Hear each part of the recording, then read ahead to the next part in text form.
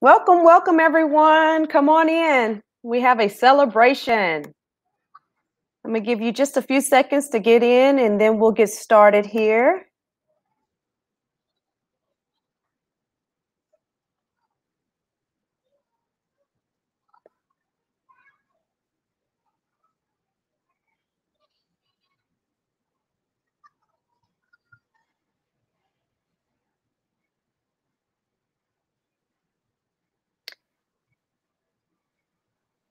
So guys, make sure that you type in the comments and let me know that you're here. I have some great things that I want to discuss. Please forgive me. I have had some technical difficulties, so I'm going to try to make this work tonight, and I hope everything goes well. If not, hey, we'll jump on tomorrow and do it again, right? But first and foremost, I want to just say thank you to everyone. So come on in. Let's have a good night tonight. All right, we'll go ahead and get started here. I see it popping up there. So, hey, I'm Alviana. As many of you guys know, I am the owner, founder, creator, all the above of Black Nurse Entrepreneurs, the best networking organization to bring us Black nurses together and provide the best resources and services for nursing entrepreneurship. As you well know, it is our 5-year anniversary. So July 25th, 2015 is when I started this group.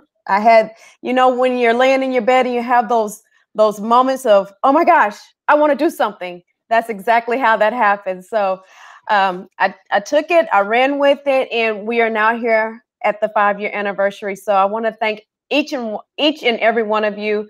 My God, I have met so many wonderful people. I want to thank you guys for rocking with me for so many years. And even to the new people, thank you for joining us. I appreciate you for being a part of our community. I hope that you will find it very valuable and resourceful. We were supposed to be in Jamaica right now, but we're not, and that's okay. It's completely okay, right? So what I wanted to do is just come in and touch base with everybody, and just have a moment to celebrate and uplift one another. Throughout the week, I plan on having just a couple of little small surprises. So I need you guys to watch your emails. I need you to watch the Facebook group. And I have another special surprise. My big special surprise is that we're launching our app. My app is finally up and going. And so go ahead, go to the Apple Store, go ahead and go to Google Play and download the app. I'm trying to load the app full of resources so that you can get information such as grant information very quick and easy.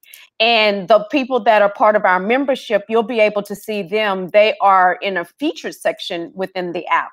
And so please, that is my big surprise for today. I want you to please go and download that app. I am not a technical person, as far as they did not go through any of this with us during nursing school. Y'all know I say that all the time, but I have become a tech nurse, and I would like for you guys to go and download the app. I think that you will enjoy it. But without further ado, I have a couple of people that are going to be with us tonight. They'll be trailing in and out. This is, just a really nice informal celebration. We're just going to have a good time. There's no significant plans. We're just going to enjoy one another. My first lady right here, she is here with me. Can you say hi for us? Hi. Hi. I think your screen is frozen, and that may be because of my technical issues. However, we can hear you. So if it pops back up, I'll let you know. But I can hear you well, so we'll go ahead and roll with it.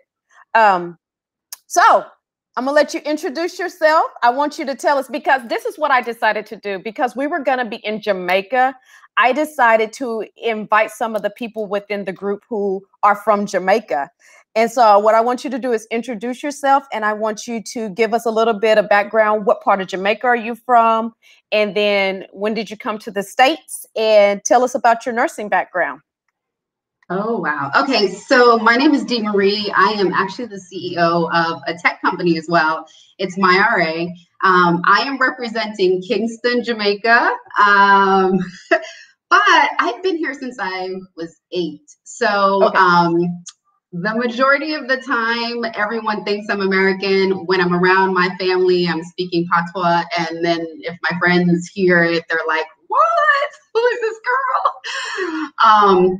But yeah, I kind of flip-flop back and forth. As far as my nursing career, I have been a nurse for 21 years now. Wow, nice, nice. I'm telling my age, right? Oh gosh. So 21 years. I did nursing, and in the midst of nursing school, decided to go back to law school, got a law degree, and then somewhere in the midst of that craziness, decided I wanted to start a tech company. And so here we are with MyRA, and what we do is we directly connect hospitals and nurses for last minute staffing. So all the per diem stuff. Right. So when I first met her, she was a part of our pitch competition. And I was like, oh my gosh, she's doing something really, really cool. So I wanted just what I try to do within our community is I try to stay really connected with the men and women in the community. And so she's one of those people that I've been kind of in the inbox like, hey, you want to be a part of our newsletter? You want to be a part of our live videos or whatever? So I'm glad that you were available and were able to come and hop on this live call with us tonight. I can see you on the Facebook page. And so on my other screen, you're frozen, but it's a really pretty face. Okay. It's a smile. It's a beautiful smile, and it's frozen perfectly. I should take a screenshot so you can see it. It's perfect. So, well, sometimes it's funny on my screen, I'm not frozen and you're not frozen either. And then when I flip over to Facebook, I'm not frozen there. So maybe it's your screen. Perfect. Well, like I said, tech stuff. But anyways, it is perfectly frozen on my other screen. So that's great. Right. Okay. So, we have been deciding as a group, there's a few other ladies that will hopefully be joining us in a couple of minutes, but I'll give you the opportunity to go ahead and talk, with all of the COVID stuff that's going on. And a lot of people are very frustrated. They're very tired. They're very worn out and ready to give up. What would you say to that person, that nurse that is about to lose it? What kind of motivation could you provide our community? I think everyone is about to lose it. And I think now is the time to kind of really, really buckle down and focus on like self-care. Like, I think we so many times forget, and you kind of just go and go and go and go and just like totally forget. And then all of a sudden you hit this wall and you burn out. And I think in a time like this where there's so much pressure, I think you're going to hit that wall a whole lot sooner. And so I think you need to like find those external resources. Like, you can still get a massage, and maybe you need to, if you were one of those people that got them once a month, maybe you need to, if you're working all those extra hours and making all those extra money, you need to start doing it like once a week. I think now is a good time, and I think in our community we don't talk about it enough with the mental health support. I think now is the time to start to look into resources with therapists, with some kind of therapist, to kind of help deal with the stress and the pressures. Sometimes I come into these nursing groups and everyone's like, it's just, I think you're just full of so much negativity and you can't really see a way out. And sometimes when you're surrounded by that negativity, you're not going to be able to see that way out. So you got to find someone that's outside of that circle, and maybe outside of your family, your friends, because they're still too close to you. Find somebody that has no direct connection with the things that you're dealing with on a daily basis. And I think therapy is a great place for that. Still, you know what? I think people don't realize things like getting your hair and your nails done, they make you feel good. And so, still tap into those resources. You can still go to salons, because everyone's practicing social distancing, you're wearing your mask and everything, but treat yourself. And I think that's what's most important to focus on. I also think, for those that are spiritual, now is the time to kind of go back to that place. We can't gather in churches anymore, but one of the things that I like lifts me all the time is when I listen to gospel music. I'll be in here, playing up a storm and singing and everything. And it just kind of, it makes me feel better for the moment or the day or whatever it is. And then, maybe turn on an online sermon or something, even though you can't gather, but you've got to tap into those resources. Absolutely. I agree 100%. Do you feel like, because a lot of people, I have this conversation oftentimes, but I want to know your personal opinion. Do you feel like this is a good time for a nurse to enter into the business profession? When you say the business profession, you mean to just start a business in general? Yeah, exactly. I'm sorry. I think it depends on, here's the thing. I don't ever think there's like a right time for anything. I think you just got to jump in and do it, right? Yeah. So what I think is, if you have a passion about something and you feel like you have the time that you can dedicate to that, then I say go for it. I feel like everyone right now, I feel like the playing field is kind of level because everyone's, struggling to find money. Everyone's, there's a lot of companies that have been around for a while that are pivoting. And so everyone's kind of like right here. So if you're trying to start something, you're kind of on the same playing field as everyone. Just know that, you need to have some resources to help you start this. But I also think that it's a great time because a lot of people are giving grants to Black companies. There's a lot of support for Black. And I'm saying Black because we're in Black nurse entrepreneurs, right? So, but I think there's a lot more resources right now. So definitely this would be a great time to jump in and take advantage of those resources.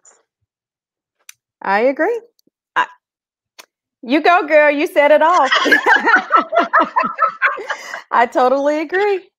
I've told people, and myself and some other people have really been working diligently trying to get their businesses ready because, as we know, the government has been giving out money to people. And like you said, this right now, because people all of a sudden kind of sort of like Black people a little bit more, maybe. I don't know. Yeah, they do.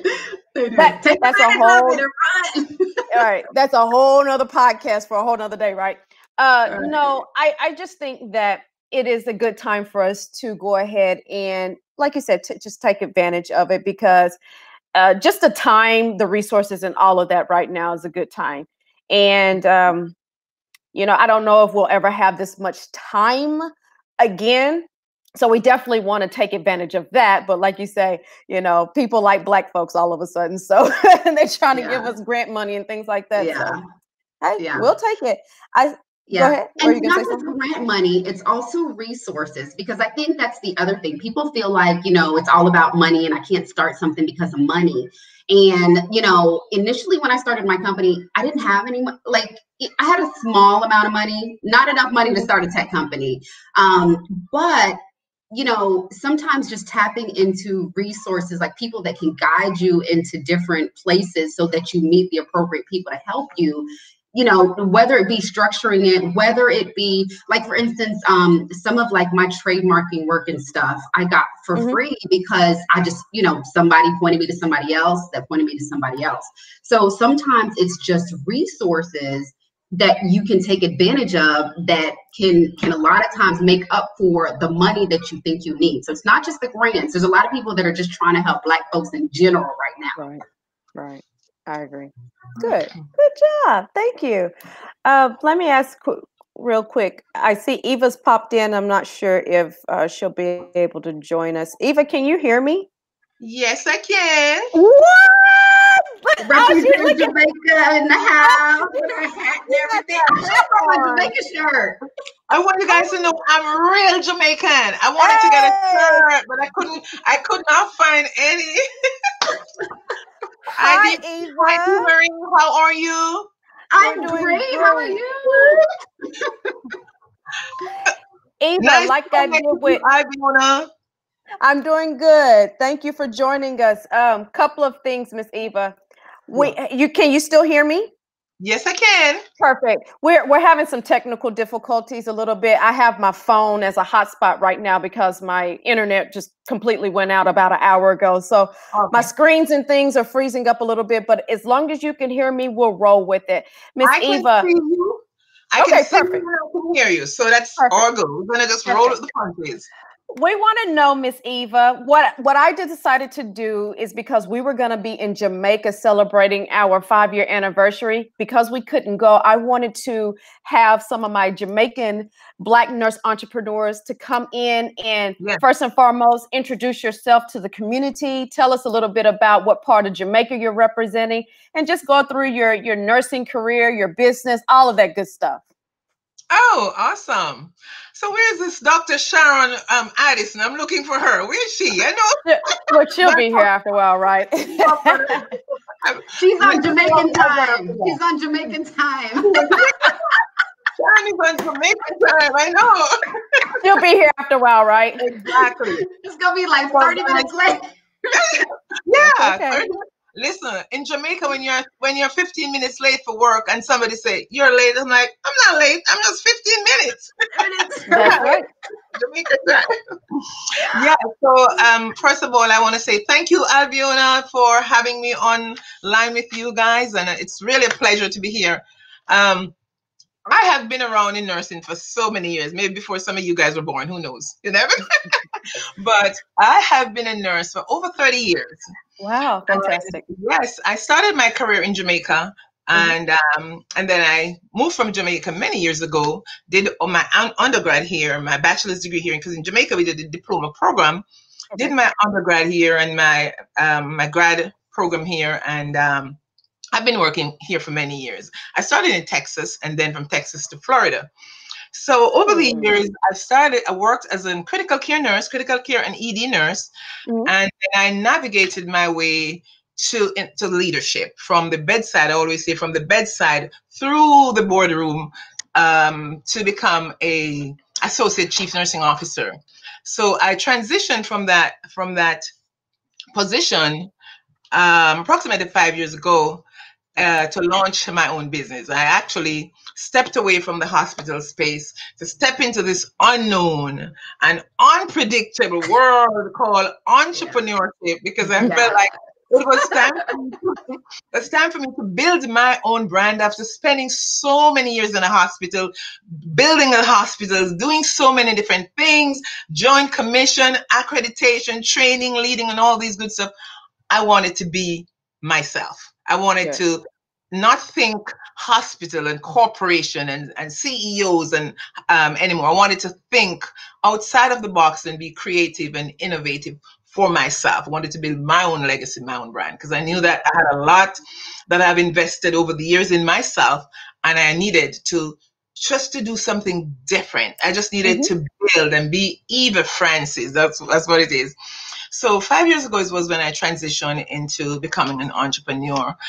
So I built Brilliant Healthcare Training and Consulting, and I'm also the founder for the Nurse Empowerment and Leadership Institute, and that's a platform that we host an annual conference for nurses every year. This year, which should be our 5th year, but Madame Rona took over. So, we're just going to give ourselves a break. Too much going on. We're not going to even have it virtual or anything like that until next year. We have, a great conference. So we normally, host an annual leadership conference and as well as a nurse empowerment conference. And that's been really, really good. I spend a lot of my entrepreneurial journey teaching and training nurses how to build and launch their own businesses as well. Healthcare, particularly CEU programs and becoming a CEU provider, CNA schools, LPN school, staffing and recruitment company, stuff like that. So I really, really enjoy that journey as an entrepreneur. And I always tell people that entrepreneurship is more of a spiritual nature than anything else, because you have to go deep within yourself to really search what you can produce. Because you know what? Some things you do as an entrepreneur, you don't even realize that you have it on the inside of you until you step outside and you're doing it yourself.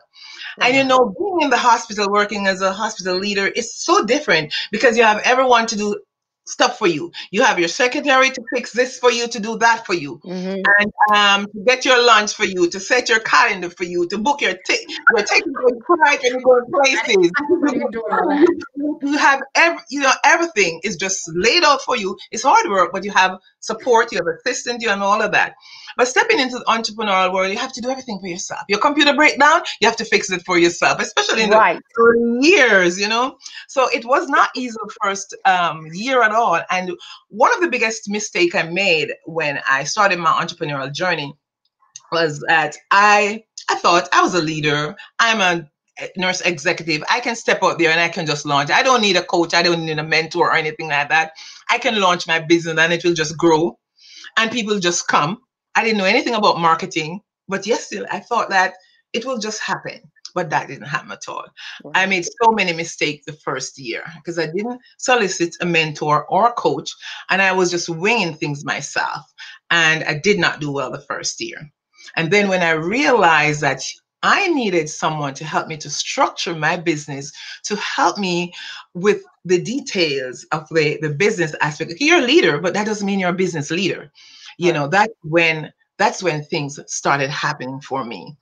And I've invested in a lot of training and business training, and because of that, my business took off leaps and bounds and doing excellent. And I had to do a little bit of pivoting during COVID, and I'll tell you a little bit more about that. But another lesson that I've learned over the years as a entrepreneur is this: you have to really lead in your business. Many of us are leaders in the hospital, leaders in our home, and leaders in the church and in our community. But when it comes to your business, you have to lead in your business. You have to be a great leader to be successful as an entrepreneur. Because going into the hospitals to work and everything, you have to wake up early in the morning, meet with the physicians, meet with the nurses, meet with your leaders at 6, 7 o'clock in the morning, and you're disciplined, you're on target. But when it comes to your own business, you lie in your bed, oh my God, I'm not sure if I want to wake up yet. Let me land it. Yes. On vacation. Yeah, right. That happened to me the first year. I was like, thank God I don't have to go to the hospital. Thank God. So I just go to my office when I felt like it, you know, like just I'd take today off, that kind of a thing. And I'm not saying you can't, but you see, that's not leadership when it comes to, you know, you have to actually, of course, lead yourself and then lead in your business and take it seriously, treat it just like you treat your 9 to 5. And many of us are not successful in business because of that. We don't treat our business like it's like how you treat the 9 to 5. We get to the hospital on time. We do everything for everyone. We talk to the family members. We talk to the nurses. We take care of patients. We do everything well. But when it comes to our business, why do we treat another person's business so well, but we just do a bad job with our business? And that's one other thing that I've learned over the years. You have to really take it seriously and step by step, you know, build structures and system and make it work. Entrepreneurship is really, really, it's not for the faint-hearted. It's really something that it's not. No. And a lot of people out there, you know, they give everyone the impression as if it is so easy. And it's not. It's not easy. You have to work at it.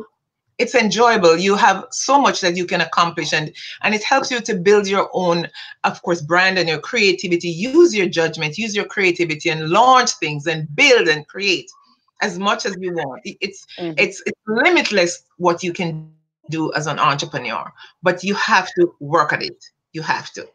Yeah. And that's what I enjoy about it. The first year was tough. Afterwards, when I got it. But look at you now.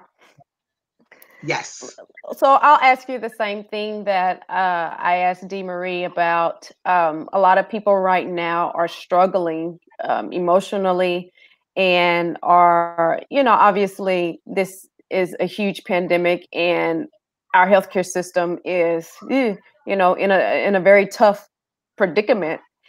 in position. So what would you say? What kind of words of encouragement would you offer, especially coming out of leadership? What would you say to the nurses that maybe still are struggling on the floor and having to work during this time? What type of encouragement would you give to them? Well, first, before I say encouraging nurse, let me talk with let me start with leadership first. I want to say that everything, as John Maxwell said, everything rises and falls with leadership, and leaders have to really take it seriously and know that it's a pandemic. And at the end of the day, they have to charts, not systems. It's all about people, because the nurses are really, really struggling right now. Nurses don't want to hear anything right now except support me. Give me what I need. Give me what I need. And that's one of the things. So one of the things that we do in our business right now, we had a staffing agency. I'm going to get back to your question. We had a staffing agency was on the dormant side. I mean, not dormant. We weren't really utilizing it a whole lot. But when COVID came about, we had to open up the staffing agency. One chief nursing officer from South Florida, she called me and she said to me, "Eva, I know you have a staffing agency. I need some nurses." I said, if I need nurses, I'm going to get nurses. I didn't have many nurses. I just had a few. And in 2 weeks, I hired 65 nurses. Wow. 65 nurses. And today we are staffing 2 major hospitals in South Florida here. Because why? Because they need us badly, and that's we can't even. Tonight they need like 7 nurses, and we didn't have enough. We like had 6 of them. But bottom line is, we have to focus on where the need is at this time. At this time, there's a great need for nurses. So guess what? You place your focus there as much as you can.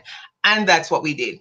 So get back to the question of how to treat the nurses and how to inspire and empower the nurses. You see, nurse leaders at this point they have to be flexible, adaptable, and transparent. Flexibility is key. Transparency is key. Adaptability is key. And ensure that the nurses, have everything that they need. Gone are the days when you sit in your now at this point in this pandemic, leaders have to get out of their office. You can't be inside your office today. Your nurses are going to be quitting on you. They're going to be walking in your office with their resignation in their pocket, and they're going to hand it to you. Because nurses today, they are frustrated, because I deal with them every day, so I know they're frustrated, they're tired, the patients are critical. So a lot of us are outside of the hospital code, and we don't understand what they're experiencing. But when you talk to the nurses, they are experiencing so much. It is so stressful. One of them told me the other night that, Eva, we have to put on like 3 gowns, and we have to double up and triple up, and it's hot, and you can't drink water because you don't want to keep taking off your gown to use the bathroom, and it's hot, and sometimes they don't even have lunch, and when they go to lunch, they have to go one at a time in the lunchroom. It's not easy. So leaders have to be really, really supportive, lead with compassion, lead with honesty, be outside in the trenches with the nurses and see what they need. And if they need PPE, give them PPE. If they need a hug, give them a hug. If they need care and compassion, give it to them. It's not all about giving them their schedule and you go home. You have to be visible. That's another one. Visible, flexible, accountable. And when you're visible in the trenches out there, and the nurses see you as a leader out there, they will be, you'll get a lot more from them. Right. But if you're distant from these nurses, you're not flexible, you're not supporting them, you're not leading with compassion. I can tell any leader today, working with nurses over the years, they are going to quit. It takes nothing for nurses to quit today. They're going to quit. Because you can quit let me speak for South Florida. You can quit in South Florida today. I can speak for wherever I can say, but particularly in Florida here. You can quit your job as a nurse today and driving home and call up a hospital, and you can get a job. Especially now with COVID, you can get a job the following week. So nurses are not going to tolerate anything. So I always tell my leadership friends, be there for them, be supportive, be visible, and lead with compassion and love, and just don't be so rigid and so on and so forth. And like on weekends and off hours, the night shift, be there for them. Yeah. And if they need mental health support, give them mental health. Don't play counselor and coach on them. If you can't coach them, if you don't have the skills to mentor them, get professional support for them. Get professional help for them, because they need it. Nurses are having a tough times at the bed, enough time at the bedside of time. So that's what it takes, leadership to make it work. That's right. That's right. Leadership from a hospital standpoint, you know, leadership is a big thing that stems all the way up at the very, very, very, very, very top of our government through our healthcare system on down. And part of it too is that within our community, we can all be leaders too. We don't necessarily need to be in a leadership role to be a leader. So I would encourage people that are in this community to be advocates for themselves and for each other, and to continue to just kind of work that leadership muscle, because whether you're in a leadership position or not is crucial. It really is. It really is. It is. Sharon, are you there? Can you hear me? Yes, I can hear you. Can you hear me okay? Sharon, can you hear me? Yeah, I can hear you, but can you? I saw her pop up on the screen. I'm going to, let me hold on just a second, guys. I'm trying to look at my other screen. I'm not sure if I can get her or not. Can you hear me? Let's see here. And then I see Meredith has popped in. If I can get Meredith on, I'll bring her on. I don't know if you can hear me, but I can hear you. I apologize, guys. Like I said earlier, my tech stuff has been kind of goofy tonight. I'm gonna see if they can come in just a second here. But anyhow, yeah, I agree with everything that you guys have said. And I wanted people to be able to see you all, because y'all are not always as visible within the group.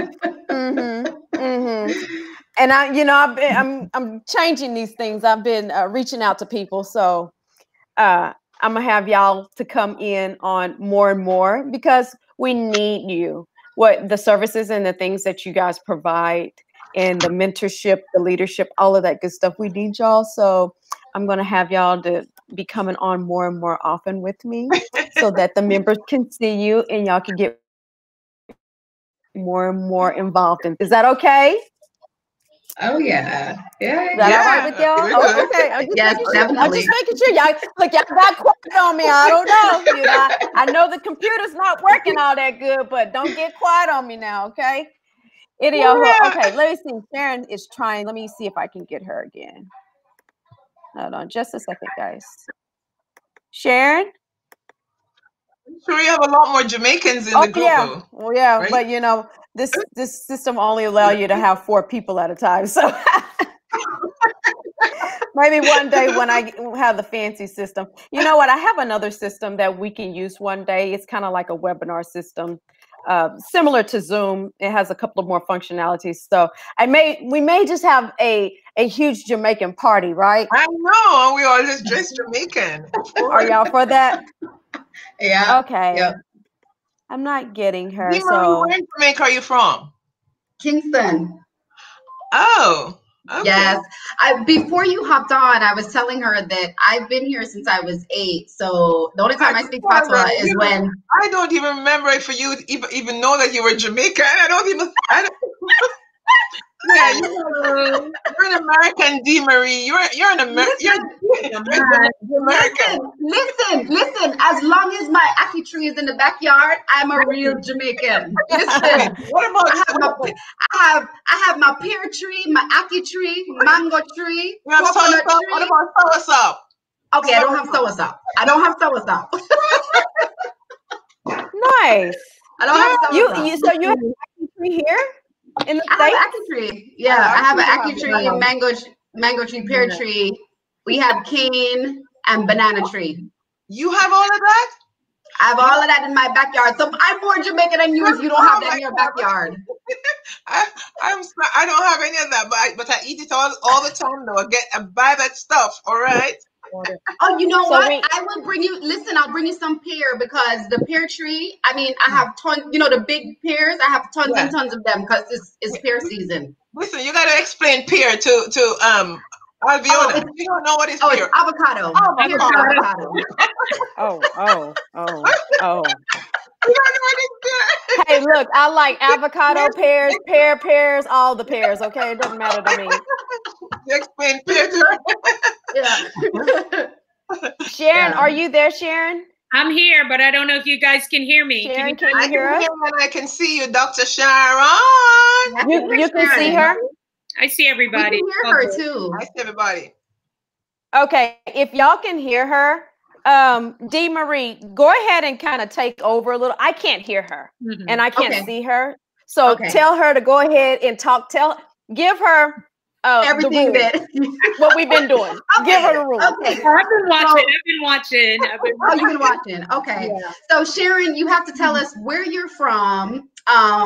And tell us about your nursing career. How did you get to where you are today? Well, what part of Jamaica are you representing? Not just where you're from. What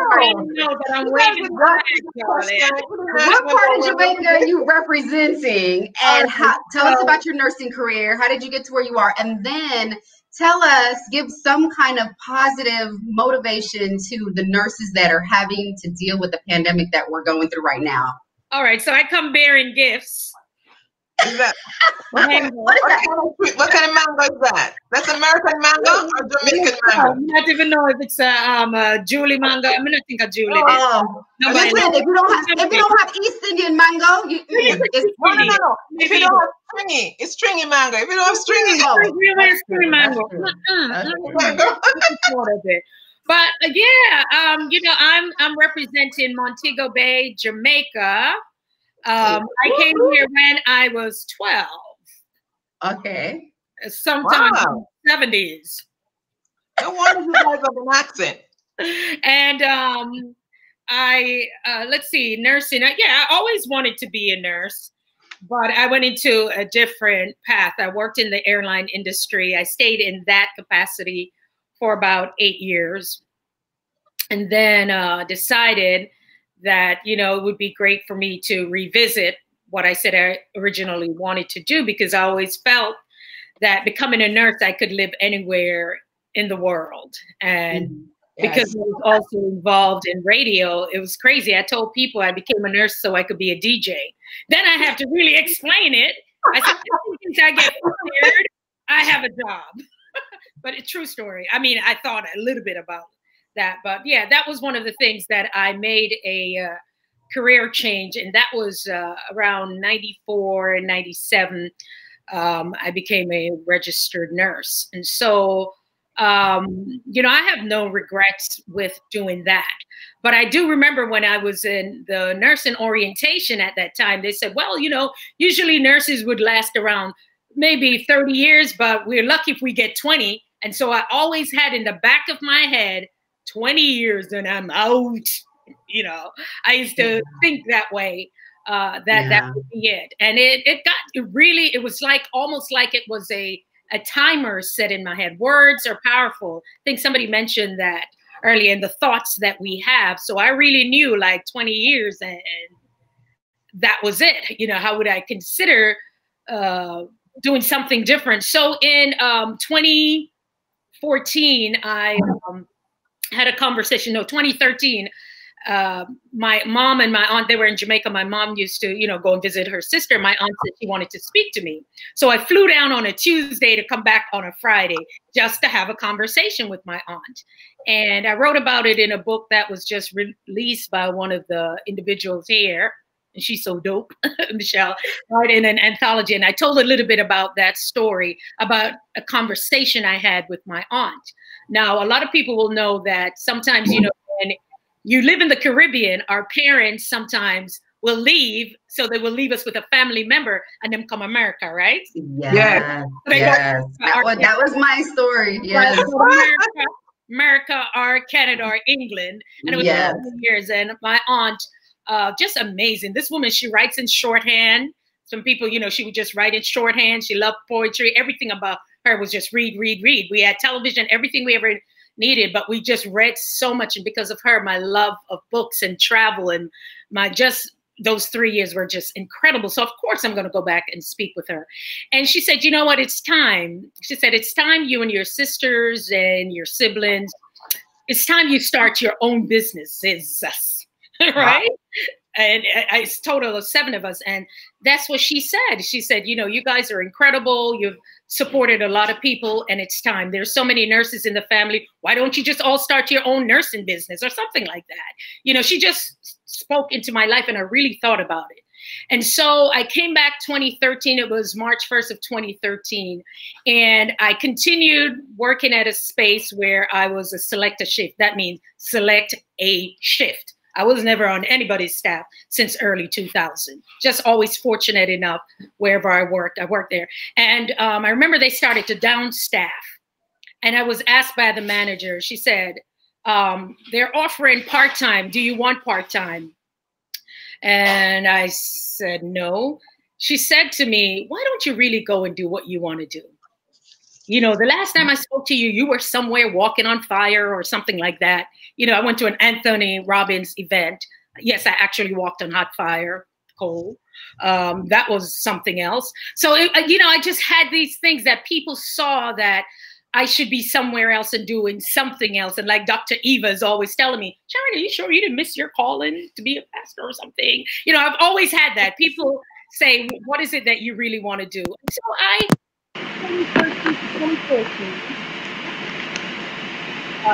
there's some feedback coming. I don't know if that's it. And when they downsized the company on a Friday, the Monday of 2014, November 3rd, somebody go and look at their calendar.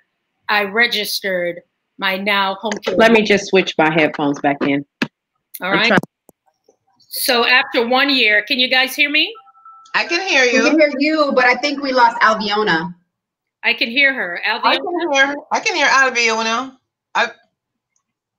Okay. Say something, Alviona. Me to continue talking.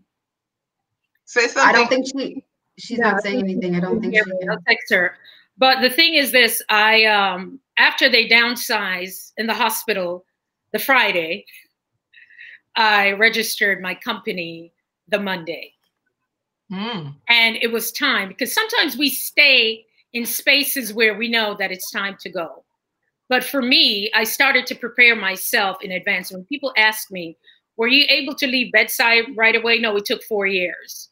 And those 4 years were because maybe I should, maybe I shouldn't. I don't know. You know, I work 3 days, I get this check, you know, I can go on vacation. I was like back and forth. And I'm just being truthful because a lot of people are going through that. So it's the preparation that you need when it comes to doing business. And I also hired myself a coach who was my mentor, and they helped to support me. Because in my headspace, I needed to know what was the culture of my organization. What was that going to be like?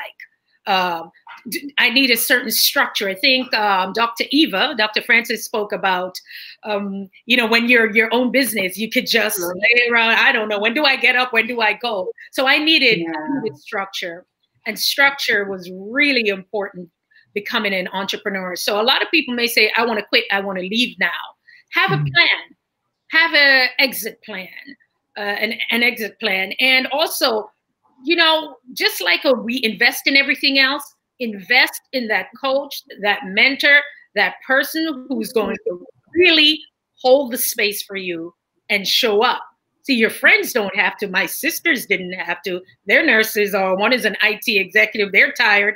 I mean, they can give me a word of encouragement, but they really could not hold that space when I really needed that. So that's how that all started. And so by 2016, I fully launched the company. In 2020, COVID just pushed me all the way in. And so, you know, that's that. So that's how that all happened. So I don't know if Alviona is still trying to hear us, but I'm sure Dr. Eva can, you know, speak to that. because she was one of the persons when I met her. I never really used RN behind my name. I just never thought of it because I was involved in communications, radio, and other stuff. So it was just Sharon Addison. And I still value being a nurse. And it wasn't that I was devaluing it. It's just that I worked so hard for it. I continue to take care of my patients, even in my my home care and, of course, my coaching business. I'm still taking care of people. So, yeah, I gladly and I proudly, like this flag, have that RN behind my name. If you're looking for someone to host a nursing program, that this girl Sharon Addison, she rocks that stage. I'm serious. Listen, you can ask any of the nurses who were at the conference. Sharon took the stage at 9 a.m. and we laughed seriously, and I'm not lying, we laughed from 9 a.m. till 5 p.m. all day. Sharon got up. She would just have us cracking up the entire time. She has this, Sharon, you have this natural humor that attract the nurses. The nurses were like, I don't even know where Sharon got those kind of things. Always, you were good, girl. You were great with that conference. So can I want to hear it? An amazing leader. Yes. So, can y'all hear me still? Yeah. Now we can. Yes. Okay. Perfect. I still can't hear Sharon, so that means I got to go back and listen to it. But I already know what Sharon's over there talking about, so I already know what she's talking about. If I remember, DeMarie, is it you that has to leave a little early? Yeah, I'm okay for now though. He's being good tonight. He's being good tonight. Okay, yeah, let me ask you, if you don't mind, just for a couple of more minutes, and then I'll switch you with Meredith. Okay. Okay. All right. So like 5 more minutes. Okay. Since I'll let you have the kind of last final thought. Do you have something else that you would like to say? You know what I really want you to talk about is your app, because it's a staffing app, correct? It is, yes. So is it beneficial? Because there are a lot of people in this community that do staffing. So your app would be available. Is your app specifically for your business, or is it for anybody's business? So here's the interesting thing. And I think, part of building a business, you start to see different, you're going down one pathway and then you start to see different applications to whatever it is that you're doing, right? So initially, when I started out, it was to directly connect hospitals to nurses, all for last minute staffing. Essentially the nurses are pre-credentialed, they're pre-vetted, and they, decide when they want to go to work. And then book themselves with the hospitals.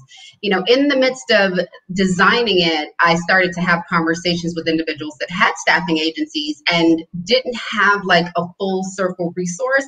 And just the structure of how staffing agencies, like a lot of individuals that are trying to build staffing agencies, they're having to go through like a VMS system, which is, all these little intermediaries just to get to the hospital. And so some of them need, just that additional link for them so they can just get straight in. So that is an option that we're looking at for like to use the app for as well.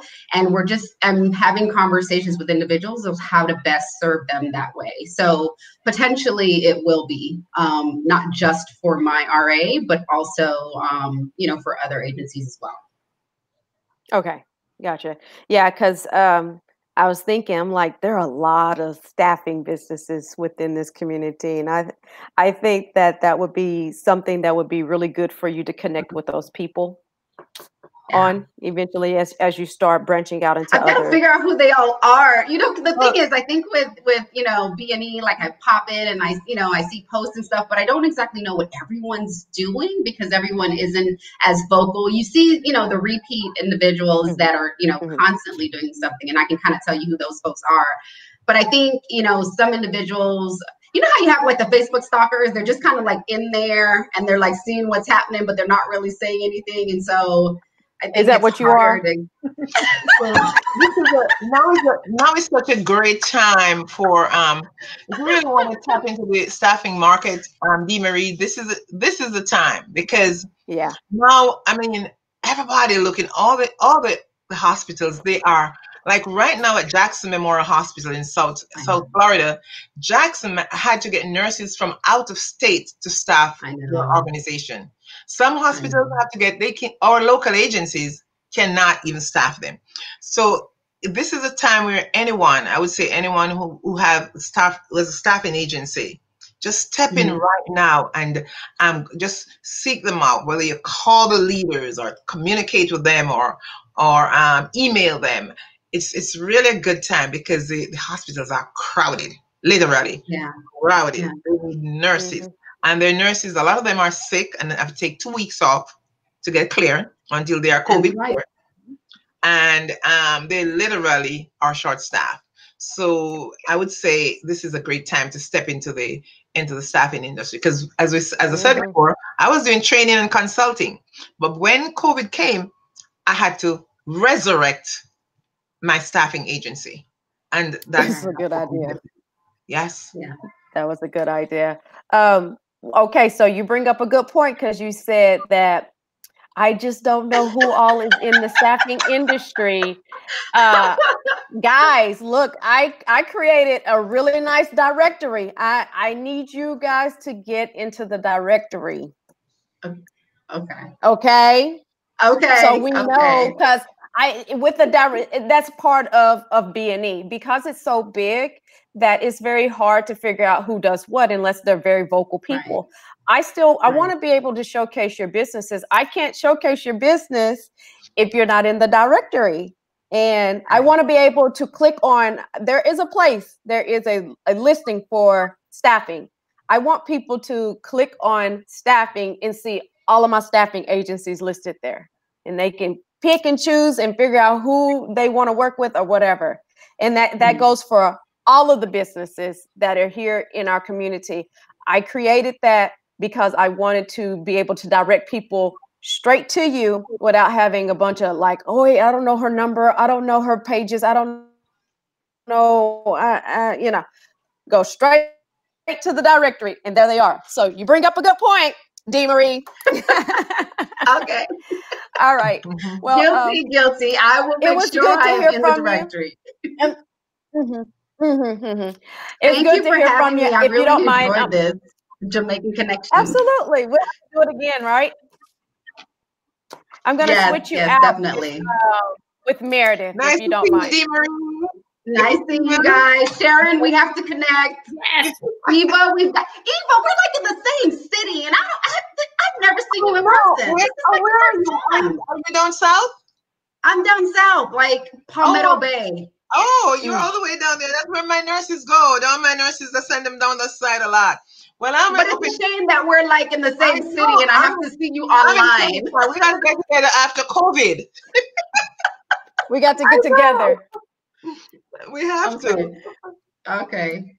Yeah. All right. Let me switch me out. Thank you so much for having me. I'll be in touch. Love you. Have a good night.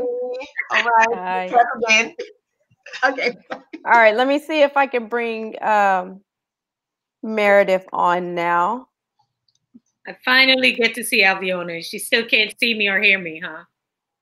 See? Meredith, can you hear us?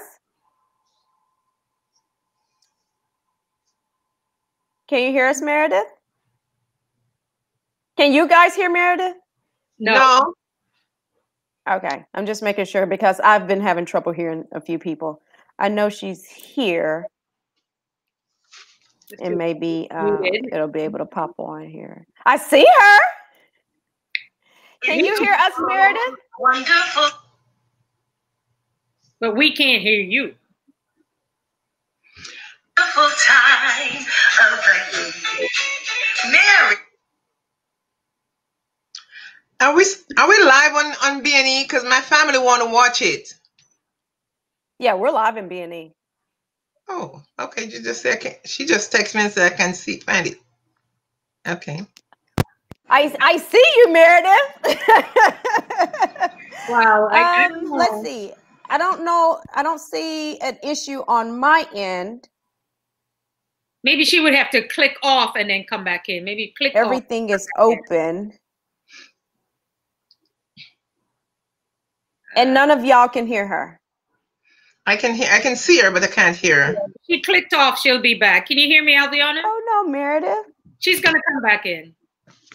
I'm like, I can see her and I'm waving at her. She's gonna come back. I think she'll pop back on here in just a second. Sharon. Oh, I can't. You know what? I can't even hear Sharon. So hold on just a sec. She can't even hear me. Oh, Lordy, good golly, Miss Molly. But anyway, folks, look at that black nurse. Let me move over here. Black nurse entrepreneur. La, la, la. Eva, you got to make sure Sharon is not misbehaving over there. I see know. her talking, Okay. but I can't hear. So you got. I got to straighten out Sharon. Can you hear me now? You have to tell me what she's saying over there. Meredith, can you hear us? Yes. I can see you. We may have to get Meredith at another time. No, we were hearing her before. Meredith, we were hearing you before. Something Oh, you no. did. Oh, You well. heard me now? No. Okay, I can see you again, Meredith. I can hear her now. Yeah. You can hear her? I'm like a bubble. Okay, if you can hear her, Eva, tell her the rules. Okay, the rules are. Hi, Meredith. Hi. Well, welcome. Well, so you have to tell us what part of Jamaica you're repping. Number one, I didn't even say that piece. Where I'm from. What? Okay, later. Right. Tell us what part of Jamaica you're representing, and tell us a little bit about your nursing journey, how you started and what you're doing now, and how you are empowering nurses and nurse leaders during this time of pandemic. I think I've got it all. Yes, you That's got a it. lot. That's a mouthful. Well, first of all, I'm representing St. Andrew, not Kingston, but St. Andrew. St. Andrew. All the way up in the hills there. For those who are familiar with the rural aspect, lots of hills, lots of hard, lots of nature. So I actually did my nursing. I started nursing in Jamaica. I was trained at the University Hospital of the West Indies. Unlike most of you, I came to the US when I was in my 20s. I'd already had my first child, gotten married, and all of those good stuff. I worked in New Jersey for a few years. Then my family and I, we moved to Canada for a few years. So we worked in all the way British Columbia, freezing cold. Like I'm telling you, when you leave Jamaica and go to minus 36 degrees Fahrenheit, that's a different type of cold. So, but we came back to the US, we settled in Maryland for a while, and then now I'm in Florida as well, representing Florida. For most of my career, I did emergency room nursing. And I did that in the 3 countries, in Jamaica, Canada, and here in several states. After the burnout, and I heard some persons mentioned it before, I tried to transition into case management, thinking that, that would be the solution. But still, there was just still something that didn't sit well with me. I was still trying to balance family, my kids, not working certain hours.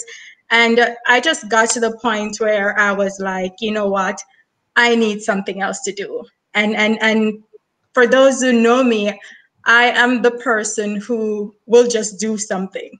It doesn't have to fit within certain description or certain nursing context. So, and I did just that. I actually did create this unconventional business where I got cross-trained as an insurance agent, and then tied that into my healthcare background, and then created what is called Medicare insurance coordination. So pretty much what I did was all the assessment that I would do on a daily basis in case management, I applied that to the business where I'm proactively helping clients now to make certain healthcare decisions. So instead of them, going to the hospital, not being able to afford their meds, not being able to anticipate like long-term care or whatever, we're mapping those out when they're well, when they're healthy, so that, you know, families can really be prepared for those crises. So it has been a great journey. It's, you know, it's definitely fulfilling and rewarding.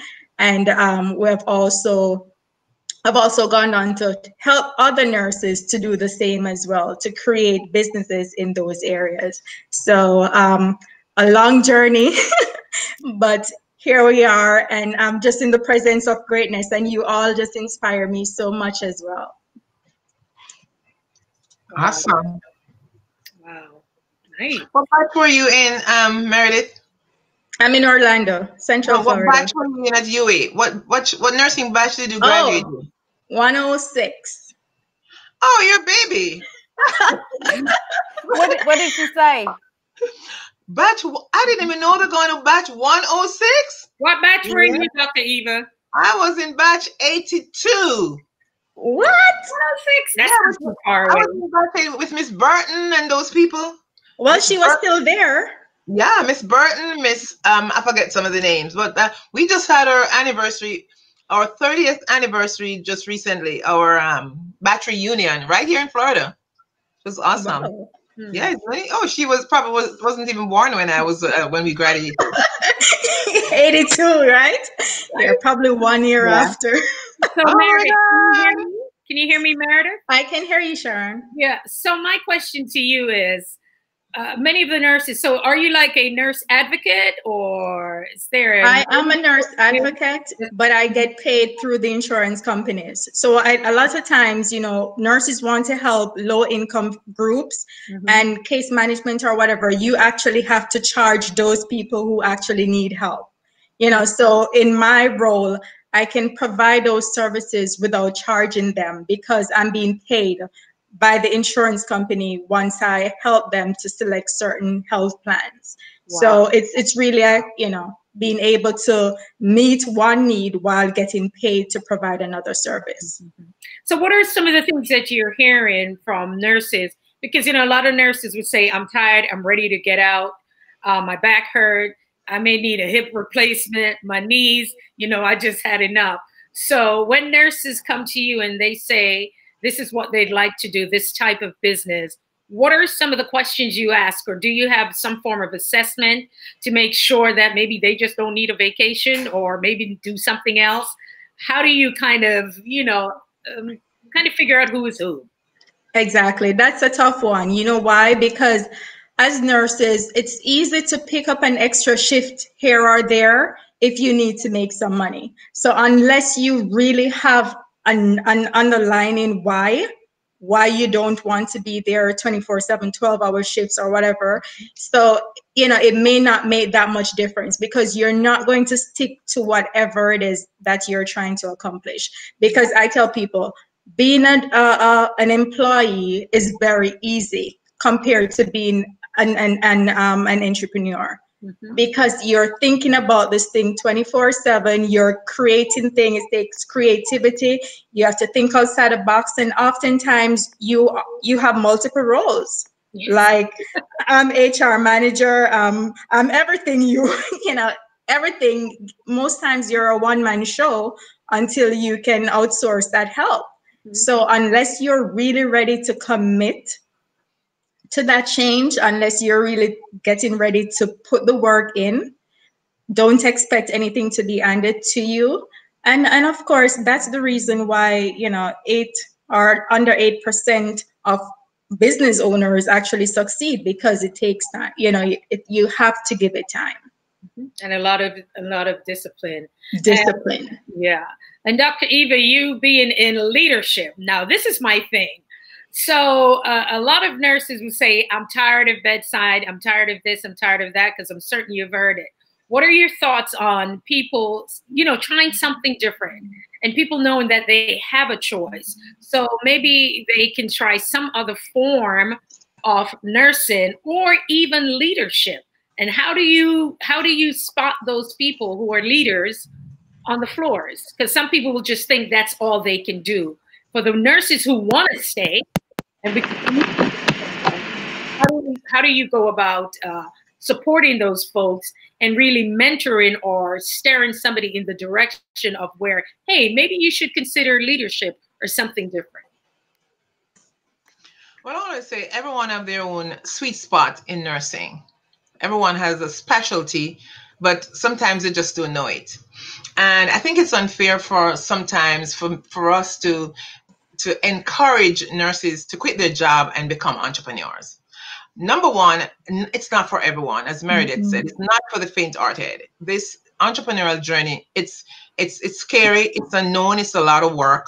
So what I always talk to nurses about, I always say to them, assess yourself and find out where you fit in the most. Whether it is, you sometimes all a nurse need when they are burnt out is a vacation. I'm saying. And another thing, sometimes all they need is a relocation of area. You can be in the ER. I was an ER nurse and I was also an ER director as well too. And it is tough working in ED. And many times nurses are in the emergency department working. And guess what? And after many years, it's time for them to go someplace else. Maybe in the ICU, maybe in case management, maybe in IT. There's so many different areas. Getting burnout in nursing, that doesn't mean that you should quit your job and go into entrepreneurship. That doesn't mean. And I'm all for entrepreneurship, and I'm also for building a brand and building your own legacy. But you can build that on the side if you want to. Slowly. Do not quit your job just because you're burnout. Many times you just need to switch area a little bit. Sometimes you just need to switch management. Just go into a different area where you just probably didn't get along with that manager. You may not have a caring manager. Sometimes, and I also believe that you have to start leading at the bedside. No nurse should run away from the bedside because they want to be a nurse manager. No leader or no nurse should walk away from the bedside because they're burnout or tired of taking care of the ventilator patient. They are tired of assessing patients in the ED or in the ICU. They're just exhausted. You cannot run into leadership because of that. The best nurse leader, I can tell you over the years, are those who are hands-on. It doesn't matter where I've been in nursing.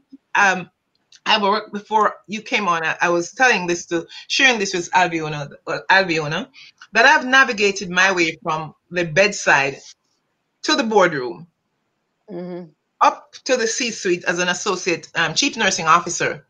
However, I never lose my skills. And it's not just me. Many of us, we kept ourselves.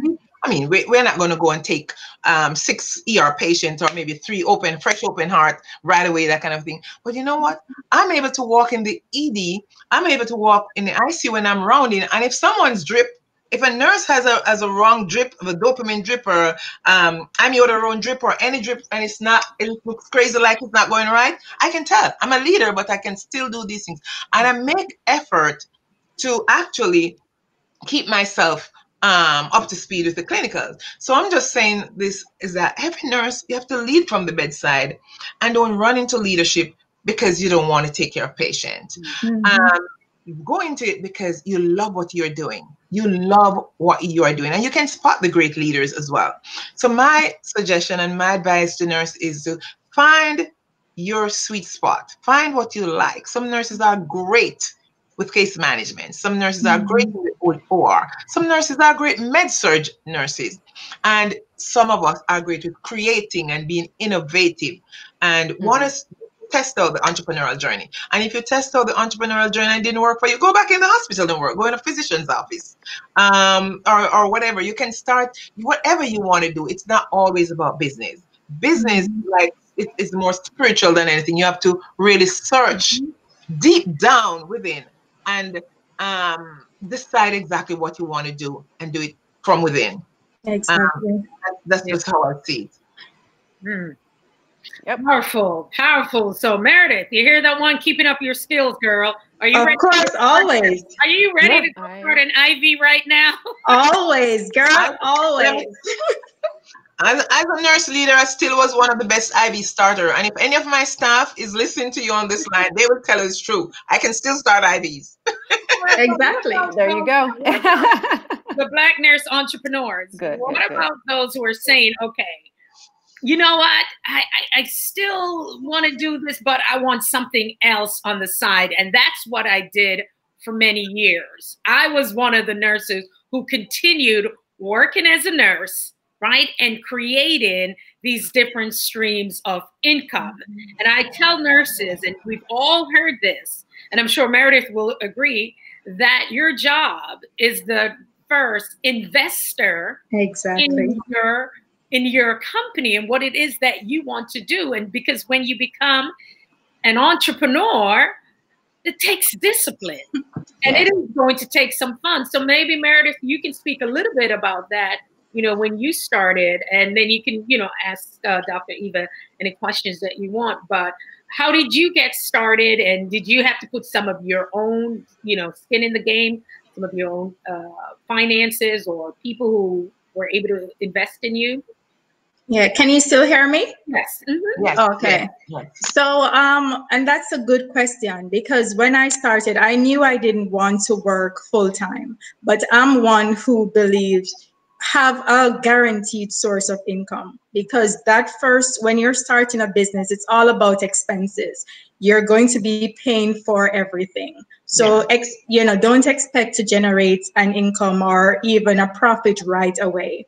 So what I did was to transition from full-time to part-time.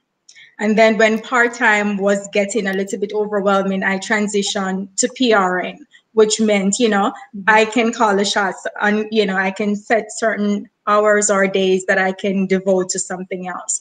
And then if PRN working 12 hours is not flexible enough for you, find something that you can do on your time. And I love those jobs, because whether it's 2 in the morning, 2 a.m. or whatever, as long as I get the work done, I get paid, right? So if you find like a consultant position where you can still generate some income, still bill someone consistently, then that's awesome while you're building. And then the next thing is, think about your financial status as well.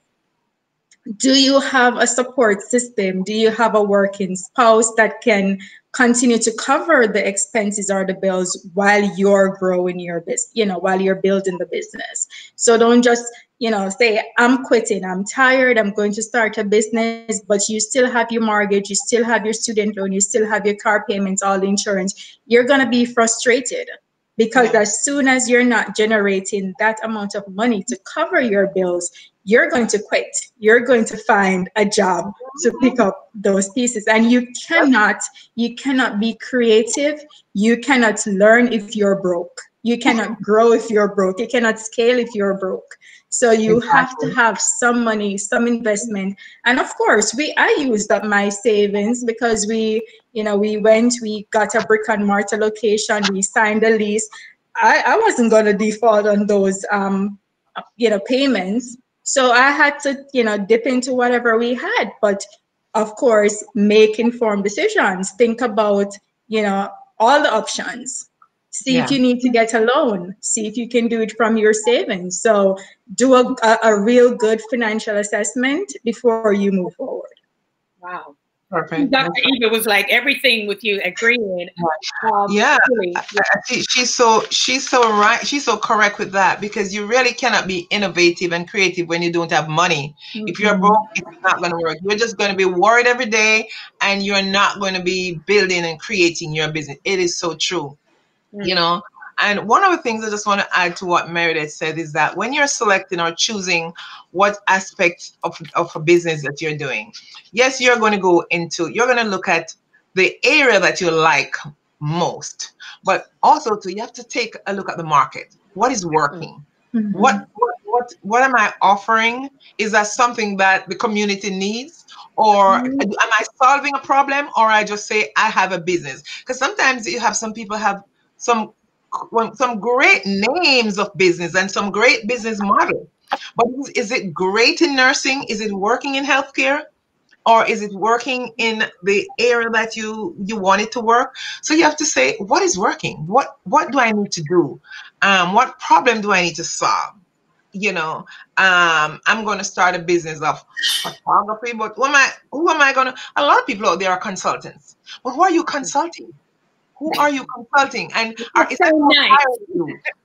Cute to say I'm a consultant. That is so cute for nurse, especially nurse leaders and nurse executives. And you know what? I'm not bashing any consultants out there at all, because it's a great It's a great business model to be a consultant. But before you say you are a nurse consultant or healthcare consultant, know exactly what you're consulting in and who is going to be hiring you. Are you an expert in the field? Because you can't, I mean, speaking from someone who used to hire a consultant in the organization, nurse leaders and nurse executives are not going to sign a contract with a consultant who is not an expert in that field. You got to know it so much. You know it more than the CNO. You know it great. You have to know your stuff and connect with people and learn and build your craft and know your craft well. So don't just pick up fancy names and say you are at this and you're that.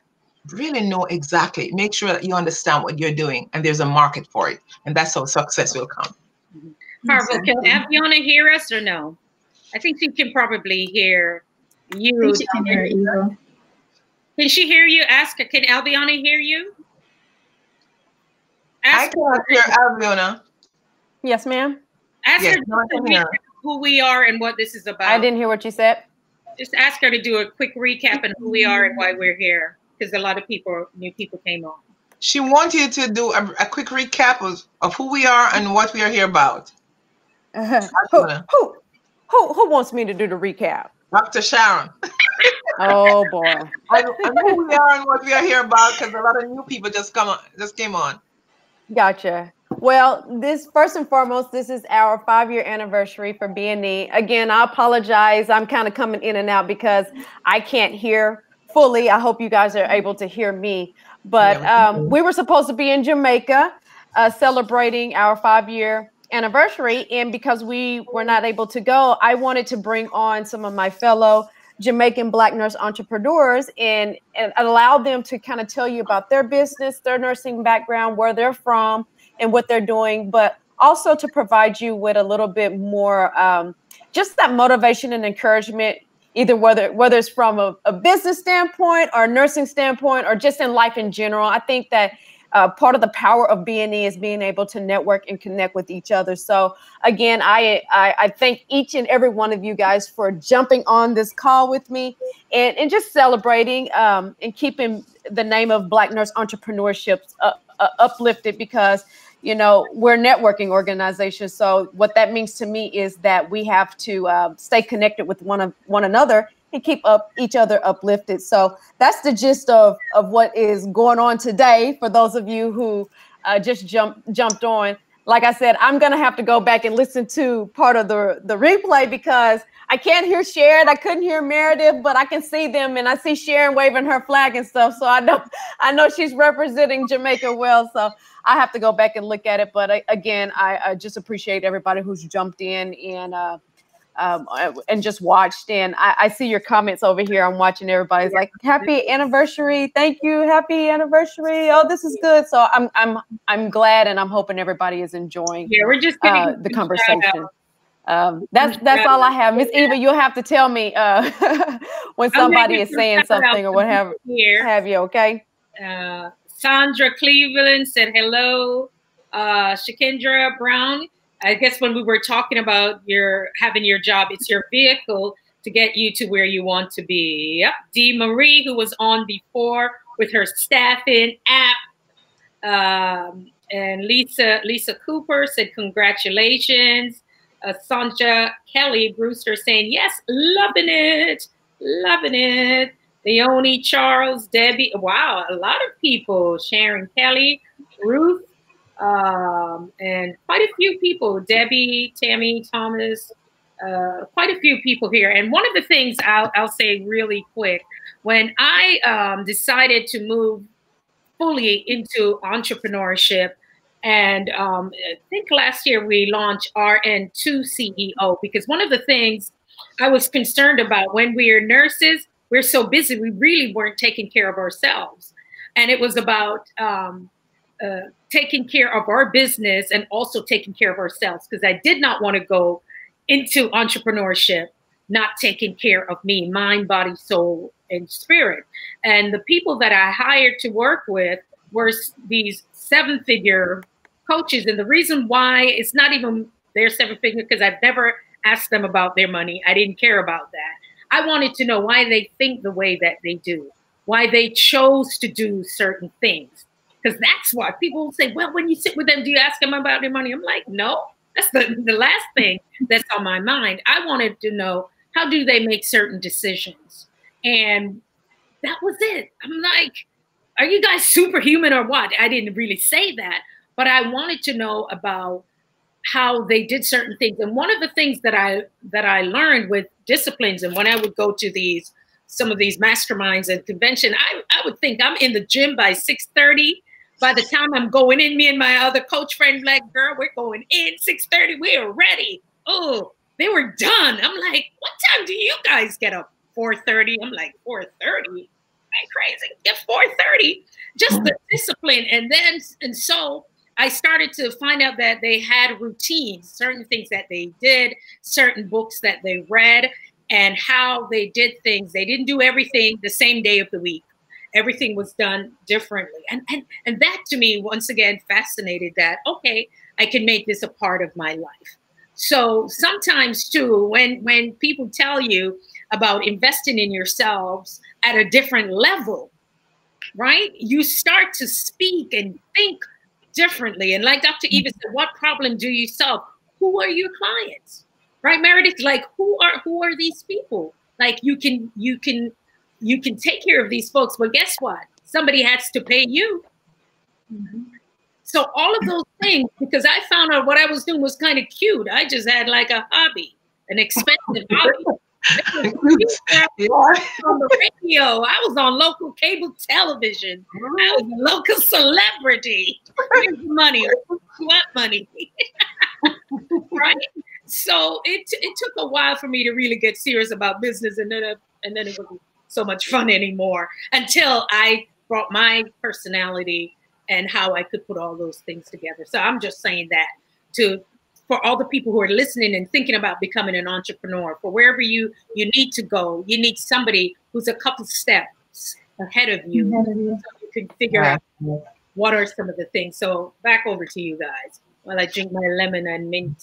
You know, just to add to that, Sharon, before you came online, one of the things I said to Albiona and Dee Marie when she was on is that we have to treat our business like we treat our 9-to-5. If you're an entrepreneur, treat it like you treat your 9-to-5. You take your job seriously in the hospital. You get there on time. You meet with your staff, your physicians, your colleagues. You're taking care of patients.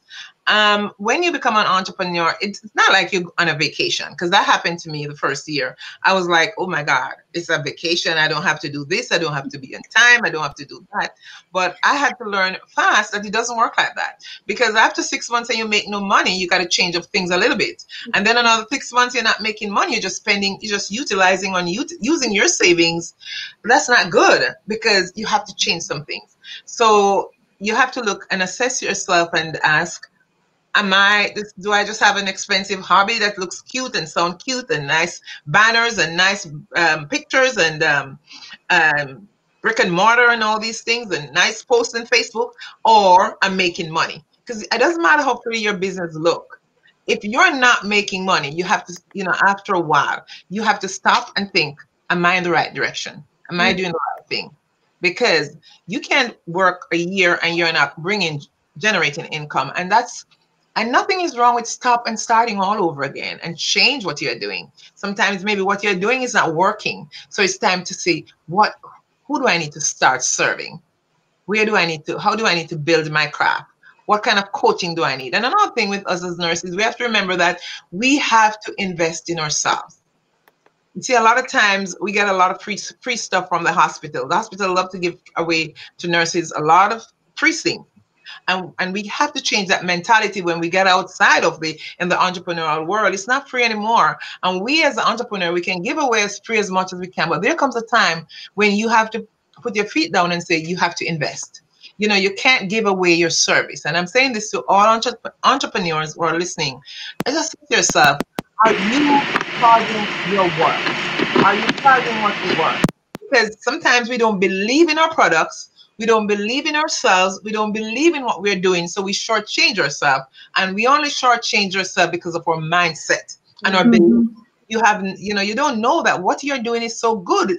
They want what you have, but you people will send you text messages and messenger messages and ask you for 75% discount. And you can't do that all the time, because you're paid, you have invested in coaching and mentorship and paid thousands of dollars. And when you have the mindset of freeness, and you have to say bye, free Leisha.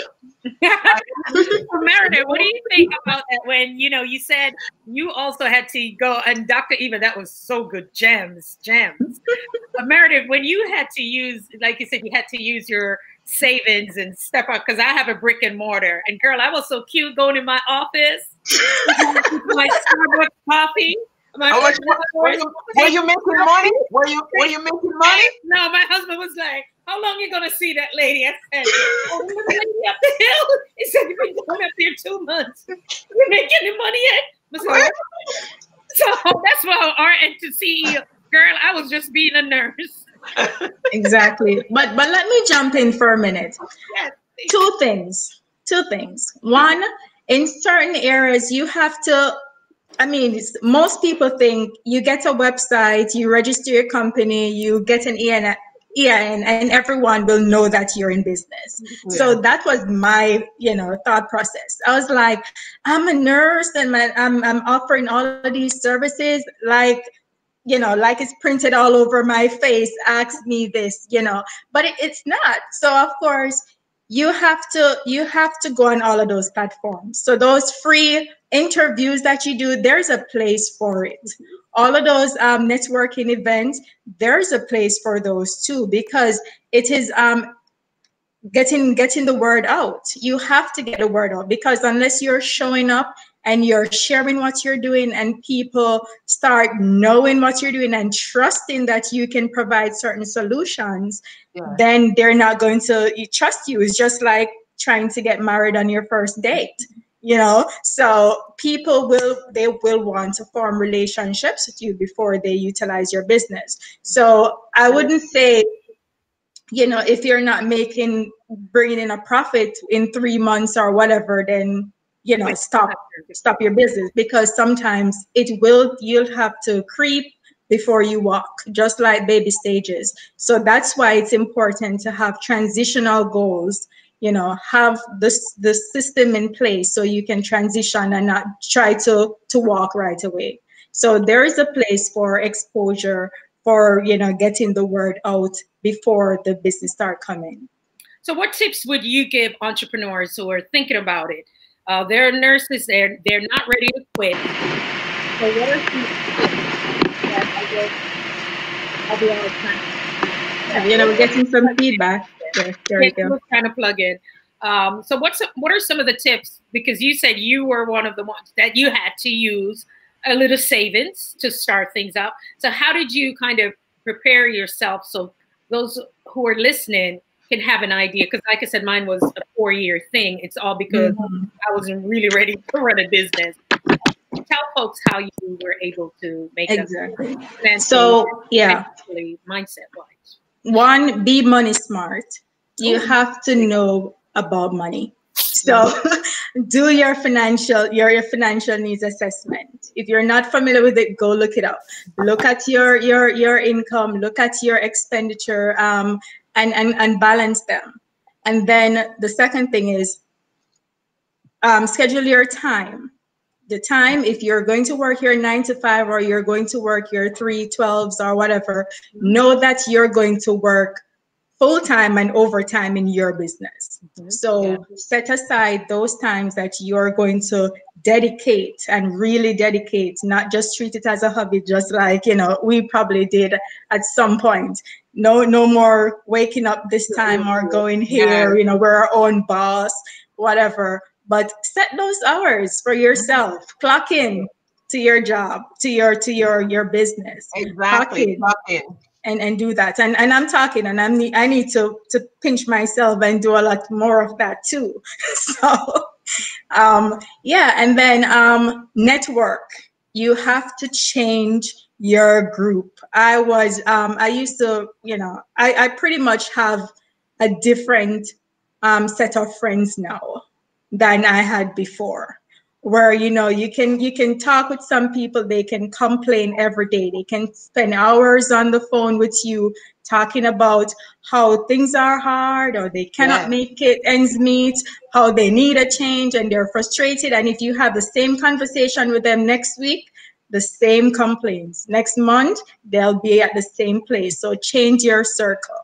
Wow. Be around people who are highly motivated, who can push you as well to do the same. So it's, it's all a process. It's transitioning, and it's of course, be prepared to do the work. That's all I can say. It's a lot of work. Be prepared to do the work. I'll give my tips, then I'll pass it over to Dr. Eva, who will pass it over back to Alviana. So these were really great tips about, having a schedule and being dedicated, and of course the networking. For me, one of the things I did a couple years ago, back in 2013, was moving from vision to implementation. I actually created a course from that experience because I had a vision. But the implementation, copyright, y'all. When God gives you something, when He gives you something, it's for a reason.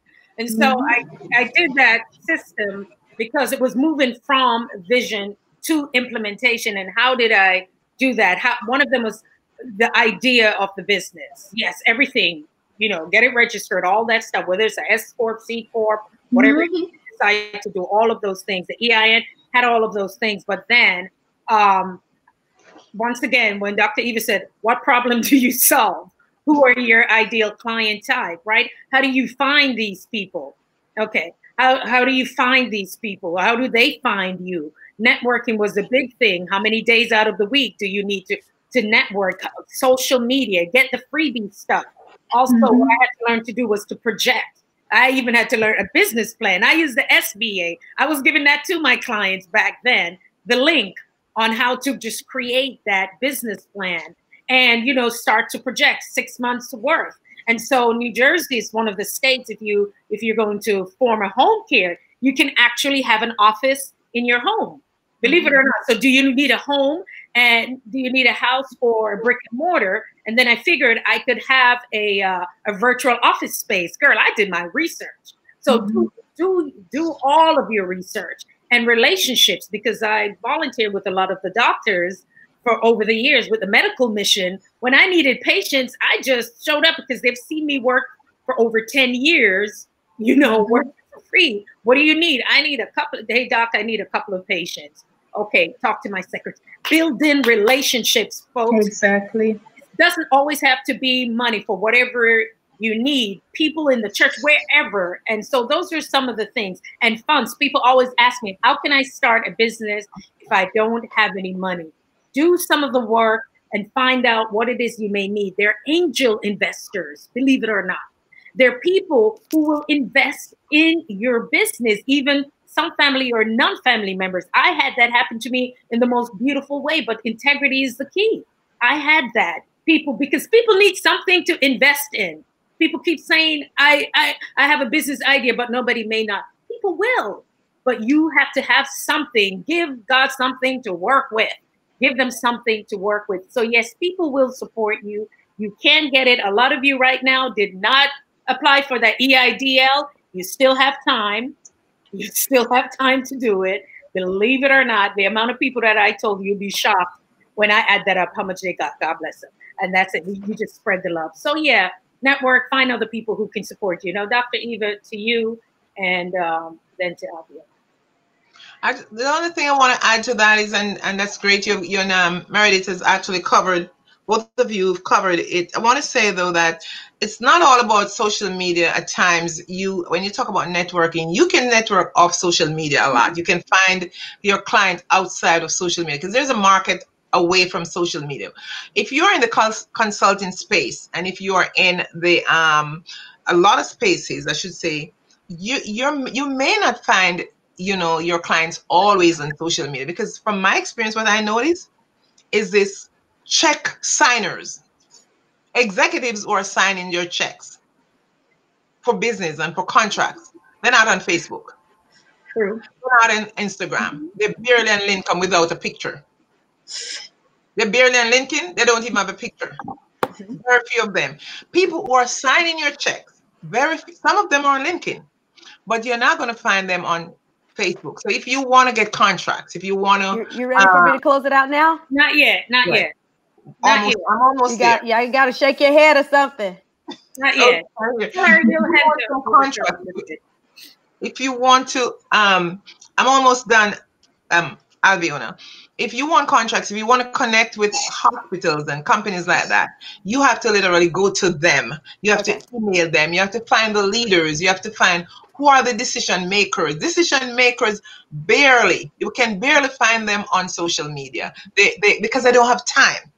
Executives do not have, because when I started social media I used to think I never been on social media when I was working as a nurse executive in the hospital. Never, because I don't have time. And I look at my friends now who are CNOs and directors. I don't see them on Facebook. I don't see them on LinkedIn. On Instagram, I barely see them on LinkedIn. Very, very few. So I'm just saying this to say, sometimes we have to, if we want businesses, sometimes we have to step outside of and go to them, go where they are. They are always congregating. And marketing is really key. I believe we have to market daily. You go to church, you have to market. You're in the community, you have to market. You're at Publix, you have to market. People have to know what you do, who you serve. Tell out. Don't hide what you're doing. We nurses are famous to keep it quiet. We nurses, we don't like to talk, especially we Jamaicans too. We don't always like to. We feel like we are bragging. Jamaicans think that when you tell people what you're doing and who you are bragging. But we have to get out of that mindset. And it took me a while to get out of that mindset to talk about all that I'm doing. But that's marketing. Don't hide what you're doing. And these are the two key things I want to share. Marketing and step off social media and go to the people of social media. Go to the decision makers. They're not always on social media. That's my experience. Hopefully they're not social distancing. They're not social distancing, but they don't have time. They have a link. A lot of them, they may have an account, but they're not super active. You're not going to see them all the time. So we have to find them where they are. Depends on the kind of business that you do. Yes. All right. Can Albiona now that's hear my you? final word, and I want to turn it over to Albiona. You can wrap it up because I think we have said it all. Can she hear you? Meredith, can she hear you? I don't think so. Can you hear me? All right. Can you hear me, Albiona? I don't think she can. I don't think she can hear any of us. All right, let's give her the cost, the timeout or the end. Action. All right. So I'm Sharon Edison. Find me at RN to CEO, RN to CEO. Thank you very much. Nice to see you online, Meredith. You seem like you're doing a great job with your business. Keep up the good work. Thanks. I still need to market more, but I'm trying. Yes. Transitioning and everything. So yes. Yeah. Keep up the good work. You have a great. Thank you. You as well. Model. That's great what you're doing. It's needed. Yes. It is. There's a great need for it. That's one. Yes, that's there's for a sure. great need for it. Connect with a lot of these people out there. All right. So let's see if Albiona can take it away. Y'all ready for me to wrap up now? Yes. Okay. I think I've been given permission. Again, I'm sorry. I can't hear anything, but thank you guys. I really appreciate everybody for joining in. I hope that you got something out of it. And I'm always looking for people to join me. We're going to have to get better equipment, though. That's a long story, but need more members. Nonetheless, I really appreciate everybody for supporting B&E. And, you know, what's in store for the next 5 years? What could we possibly be doing next year and the year after and so forth and so on? So I'm excited about it. And I hope that you guys will continue to be a part of this journey. And that's all I have for tonight. So I hope everybody has enjoyed it. And I hope that's it. I'm watching everybody type to me, so I hope I covered everything. So everybody have a good night. Love you guys. Thank you. Thank you, Meredith, Sharon. Nice seeing you guys online. Take care. All right, perfect. Have a good night. Thank y'all.